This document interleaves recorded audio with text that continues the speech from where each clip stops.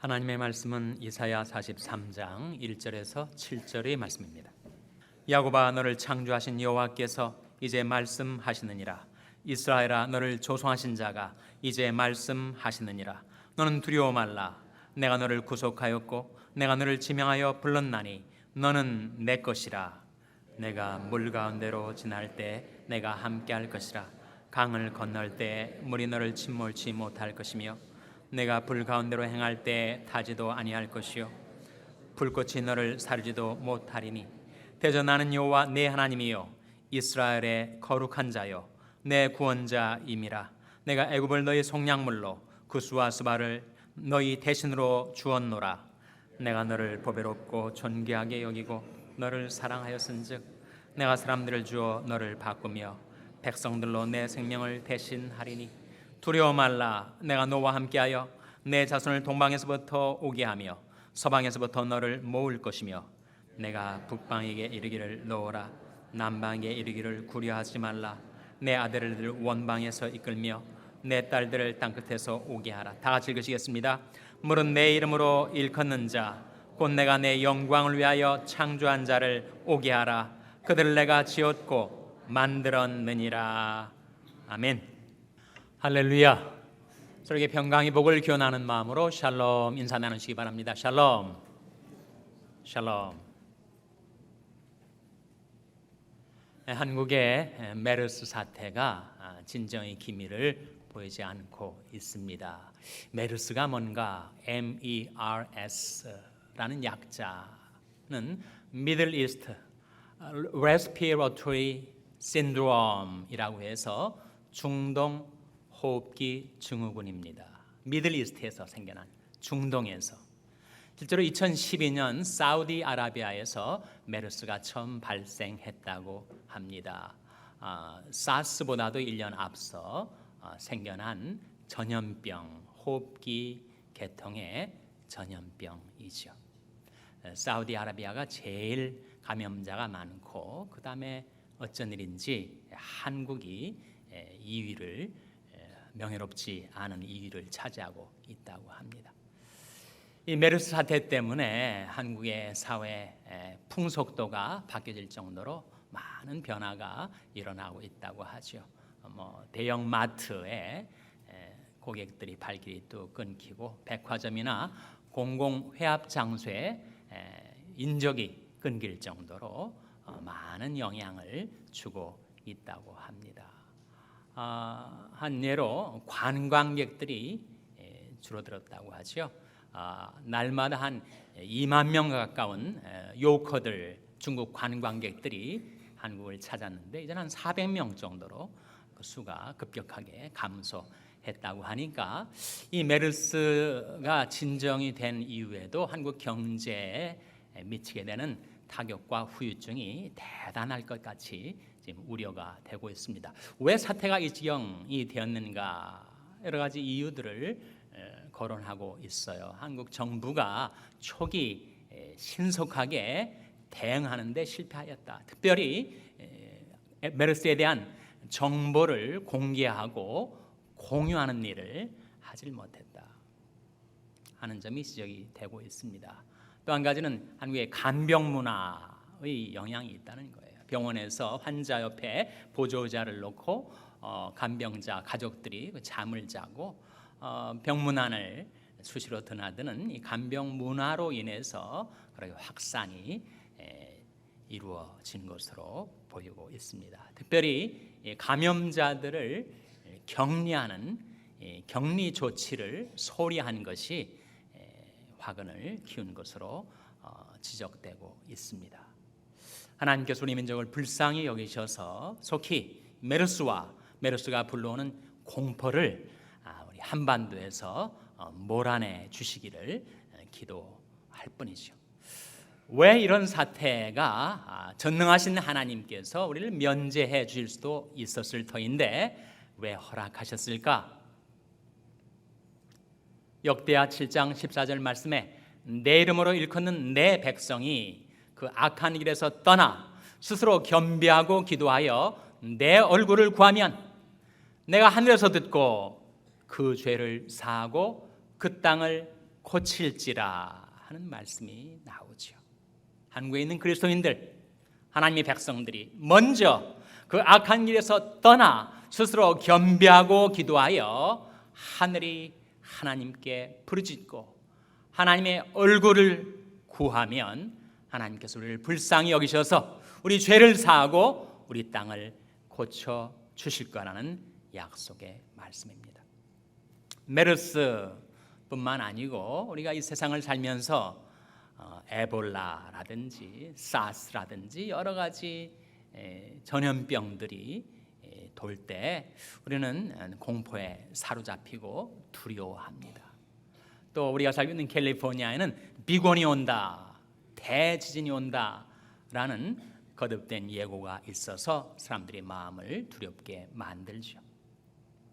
뿐만 아니라 개인적으로 자기 자녀들 때문에 자기가 경영하는 사업체에 어떤 재앙이 닥쳐와서 우리가 큰 환난을 당하게 될까 두려워하는 마음을 가지고 살아갑니다. 그리고 근본적으로 인간 안에 있는 이 존재의 불안, 소위 앵스트라고 하는 그런 두려움이 사람마다 있단 말이죠. 그러한 우리들을 향하여 하나님께서는 성경을 통하여 두려워 말라, 두려워 말라, 두려워 말라고 말씀하고 계십니다. 우리가 두려워하지 않고 살아갈 세 가지 이유가 이 이사야 43장 오늘 본 말씀에 나타납니다. 첫째로 우리는 하나님의 소유이기 때문에 우리는 두려워 말고 살 수가 있다는 거예요. 1절 말씀 같이 읽겠습니다. 1절 말씀 시작.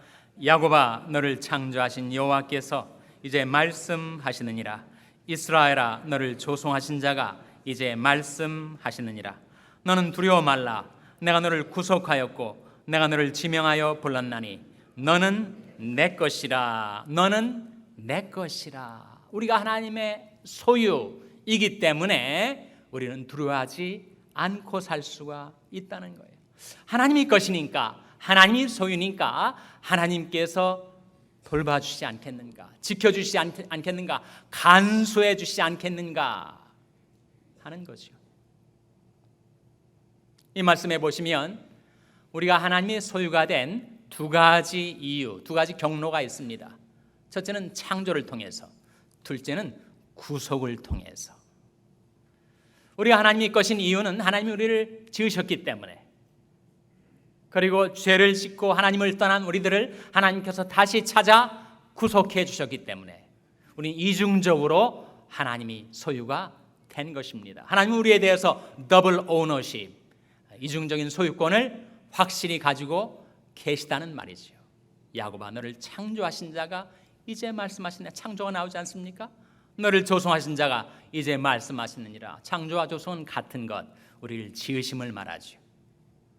너는 두려워 말라. 내가 너를 구속하였고, 하나님이 우리를 구속하셔서 하나님이 것 삼아 주셨다는 말씀이에요. 어느 시골에 한 소년이 요즘처럼 컴퓨터 게임도 할 수가 없고 또 텔레비전도 장난감도 가까이 할 수 없던 어려운 시절에 이 소년이 자기가 손수 장난감 조각배를 만들었다는 거예요. 정성을 기울여서 칼로 깎고 다듬어서 나무로 조각배를 만들었어요. 얼마나 그것이 좋은지 그 아이가 밤에 잠을 잘 때도 가슴에 품고 잘 정도로 좋아했다는 거예요. 왜 이렇게 좋아했는가? 자기가 만든 자기 것이니까. 그러던 어느 날 그 강에 조각배를 띄우고 쫓아다니면서 놀던 아이에게 갑자기 비가 많이 내리고 물이 불어가지고 그 조각배가 사라진 거예요. 그래서 조각배를 찾아서 강가를 다니고 온 동네를 찾아봐도 찾을 수가 없어서 너무 가슴 아파하던 이 소년에게 어느 날 장날이 되어서 장에 나가 보니까 분명히 자기가 만든 조각배가 그 좌판에 팔리고 있다는 거예요. 그러나 자기가 만든 거라고 아무리 얘기해도 그것을 내어줄 리가 만무하죠. 그래서 이 아이가 없는 주머니 사정에 용돈을 달달 털어가지고 그 자기가 만든 잃어버린 그 조각배를 돈을 주고 다시 산 거예요. 그러니까 이 아이는 그 다시 찾은 그 배 얼마나 더 좋아하고 사랑했겠습니까?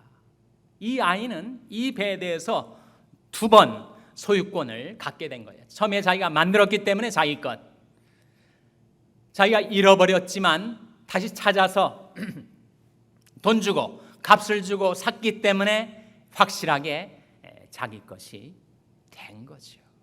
마찬가지로 하나님께서 우리를 하나님의 소유 삼으신 것은 첫 번째로 하나님께서 우리를 창조하셨기 때문에 야곱아 너를 창조하신 자가 이제 말씀하시느니라. 이스라엘아 너를 조성하신 자가 이제 말씀하시느니라. 하나님이 우리를 창조하셨기 때문에 우리는 하나님의 것, 그리고 죄를 짓고 하나님을 떠나버렸던 우리, 하나님 편에서 볼 때 잃어버린 자가 되었던 우리들을 하나님이 다시 찾아오셔서 값주고 우리를 다시 사심으로, 이게 바로 구속 아니에요? 구속 리뎀션의 의미는 값을 주고 사서 놓아주다 이 뜻 아닙니까?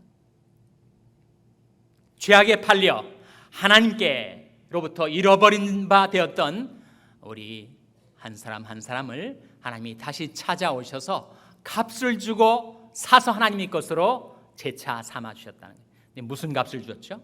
무슨 값을 주셨습니까? 자기 아들의 피값을 주고 십자가의 보혈의 가치를 지불하고, 그 말은 바로 독생자의 생명의 희생을 치르고 우리를 다시 사셨다는 거예요. 그래서 우리는 하나님의 것이 된 것입니다. 고린도전서 6장 19절 20절 말씀에 너희 몸은 너희가 하나님께로부터 받은 바 너희 가운데 계신 성령의 전인 줄 알지 못하느냐. 너희는 너희 것이 아니라 값으로 산 것이 되었으니 그런즉 너희 몸으로 하나님께 영광을 돌리라 말씀하신 대로 우리 몸은 우리 것이 아닙니다. 값으로 산 것이 되었어요. 하나님께서 독생자의 생명의 고귀한 피값을 지불하고 우리를 사셔서 우리를 하나님의 소유로 확실하게 삼아 주신 것입니다. 그래서 우리는 두려워하지 않고 살 수가 있는 거예요. 하나님의 것이니까. 만일 이것이 내 것이다 생각하면 우리는 불안하고 두려워지죠. 이런 나의 가정, 내 자녀들, 내 비즈니스, 그리고 내 건강, 내 생명, 내 몸까지 이것이 다 내 거다라고 생각하면 우리는 두려워하게 됩니다. 그 모든 것을 내가 책임질 수가 없으니까, 내가 다 간수할 수가 없으니까. 장성하여서 멀리 직장으로 학업으로 떠난 우리 자녀들, 내 소유가 아니지요. 내 것이라 생각하면 내가 다 간수하고 챙겨야 될 텐데 내 눈길이 닿지 않고 내 손길이 닿지 않은 내 자녀들을 내가 다 책임 못 지죠. 이것이 하나님의 것이니까, 하나님의 소유니까 우리는 안심하고 하나님께 맡겨 드릴 수가 있는 것입니다. 우리 생명, 우리 몸, 우리 건강도 그렇지 않아요? 여러분, 내 가슴 속에 뛰는 이 심장, 내 생명을 유지하는 귀중한 것이지만 심장을 내가 만들었습니까? 내 머리 내가 만든 것 아니지 않습니까? 하나님이 만드셔서 하나님의 것이 되었고 죄에 팔려 잃어버렸던 것을 하나님이 다시 값을 주고 사셔서 하나님의 것 만들어 주셨으니까 이 몸이 살든지 죽든지 하나님의 것이다 라고 성경은 선언하고 있는 거죠. 로마서 14장 8절 말씀에 우리가 살아도 주를 위하여 살고 죽어도 주를 위하여 죽나니 그러므로 사나 죽으나 우리가 주의 것이로라. 우리는 주의 것, 우리는 하나님의 소유, 하나님의 것이니까 하나님께서 챙겨주실 것이다, 돌봐주실 것이다, 간수해 주실 것이다.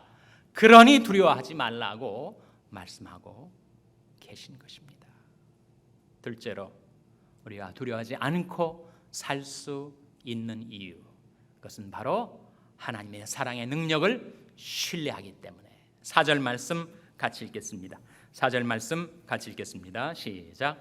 내가 너를 보배롭고 존귀하게 여기고 너를 사랑하였은즉 내가 사람들을 주어 너를 바꾸며 백성들로 내 생명을 대신하리니. 하나님께서 우리 한 사람 한 사람, 하나님의 자녀된 우리들을 어떻게 여기시는가?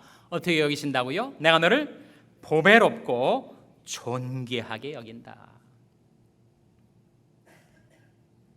참새 한 마리 떨어지는 것 하나님이 허락지 않으시면 일어날 수 없는 일이니 너희는 많은 참새보다 귀하니라. 우리 한 사람 한 사람을 하나님은 보배롭고 존귀하게 여겨주시고 우리를 어떻게 하였은즉 그랬습니까? 너를 사랑하였은즉. 한 사람 한 사람을 사랑하십니다. 얼마나 사랑하시는가? 독생자를 내어주기까지 그렇게 사랑하시는 그 하나님의 사랑을, 그 영원하신 사랑을, 그 사랑의 능력을 신뢰하기 때문에 우리는 두려워하지 않고 살 수가 있습니다. 아가서 8장 6절 말씀에 사랑은 죽음같이 강하고, 그런 말씀이 나와요. 사랑은 죽음같이 강합니다. 여러분, 자녀를 사랑하는 어머니 사랑은 죽음보다 더 강하죠. 근데 어머니가 자식을 혹시 잊을지라도 하나님 말씀하시기를 나는 너를 잊지 아니할 것이라. 사실 우리가 하나님을 사랑하지 않았었습니다. 누가 먼저 사랑했는가? 사랑은 여기 있으니 우리가 하나님을 사랑하는 것이 아니요 오직 하나님이 우리를 사랑하사 우리 죄를 위하여 화목제로 그 아들을 보내셨음이니라 하셨으니까. 여러분, 그런데도 우리는 두려워합니다. 혹시 흉흉한 소식이 돌면 내게 화가 미치지 않을까? 재앙이 닥쳐오지 않을까? 환난을 당하게 되지 않을까? 내가 지금까지 살면서 지었던 죄가 살아나서 나를 정죄해 되면 내가 쓰러지지 않을까? 이것은 다 우리가 하나님의 사랑을 신뢰하지 않기 때문에 갖게 되는 두려움이라고 요한일서 4장 18절 말씀에 말씀하셨습니다. 사랑 안에 두려움이 없고 온전한 사랑이 두려움을 내어쫓나니 두려움에는 형벌이 있음이라. 두려워하는 자는 사랑 안에서 온전히 이루지 못하였느니라. 우리가 하나님의 사랑을 신뢰하지 못하면 우리는 형벌에 대한 두려움이 늘 따라다니게 된다는 거예요. 그러므로 이제 그리스도 예수 안에 있는 자에게는 결코 정죄함이 없나니. 교인 중에 한 분이 그 로마서 8장 1절에 나오는 이 정죄함이 뭐예요? 이런 질문을 하시더라고요. 정죄함이 뭡니까? 정죄함이 바로 죄를 정하는 것, condemnation. 내가 지은 죄에 대한 정죄, 죄 정함이 있어서 내가 영원히 하나님께로부터 떨어져 버리게 되는 것. 그게 바로 정죄 아닙니까? 그러므로 이제 그리스도 예수 안에 있는 자에게는 결코 정죄함이 없다. 세상 속에 살던 나의 위치가 내가 하나님께로 회개하고 예수 믿어서 그리스도 예수 안으로 들어왔으면 이제 더 이상 내게는 정죄함이 없다는 거예요.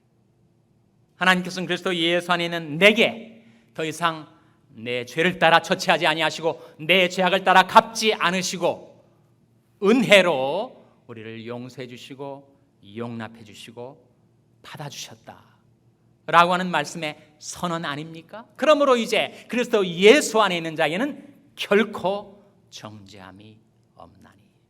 이는 그리스도 예수 안에 있는 생명의 성령의 법이 죄와 사망의 법에서 너를 해방하였습니다.